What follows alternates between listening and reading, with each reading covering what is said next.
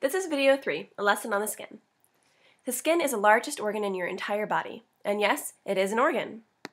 Its purpose is to protect the inside of your body from bad things like pollution, germs, and chemicals. Your skin also brings your brain information about the environment through your sense of touch.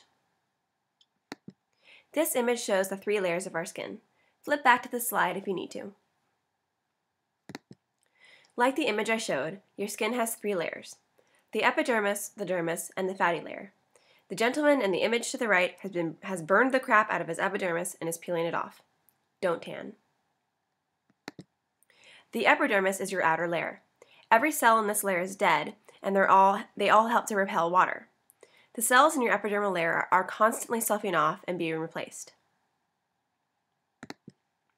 The dermis is your second layer, and it's below the epidermis. The dermis is much thicker than the epidermis, and the cells are all living here. In this layer, you'll find the nerve endings, the oil and sweat glands, the hair follicles, muscles, and blood vessels. This layer gives skin its maximum usefulness. The lowest layer, below the dermis, is the fatty layer. This layer is also called the subcutaneous layer. This section is where your body deposits most of its fat. Therefore, this layer's main role is fat storage and insulation for the body. Pause the video now and take another look at this picture now that you've heard about the layers. Add pictures to your notes if you want. Melanin is found in the epidermis layer.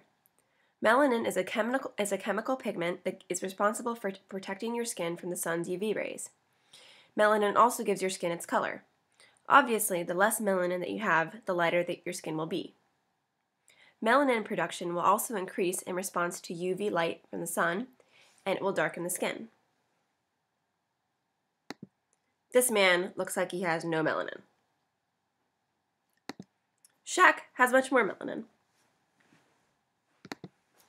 Your skin has very diverse functions. It's also responsible for absorbing vitamin D. In your epidermis, a fatty molecule produces very small amounts of vitamin D in response to UV light. You should sit in the sunlight for about 15 minutes a day to make sure you're getting enough vitamin D. Your skin also helps to regulate your body heat. Other than the insulating effect of the fatty or subcutaneous layer, your blood vessels that are located in the dermis can dilate, which means that they can expand, to help release heat and cool the body. Or those blood vessels can contract, which means to get smaller, to help keep your body heat from being lost. This is why your skin is hot to the touch when you've been exercising and are really hot. The sweat glands, which are also in the dermis, also help to cool the body. Your sweat glands release moisture to cool the body through a process called evaporative cooling. This man is cooling his body through evaporative cooling. Now, your skin obviously needs to have some way to repair itself when it's damaged. When your skin gets hurt, when it gets scratched, burned, or bruised, it quickly produces new cells to help repair the damage. Now we're going to talk injuries.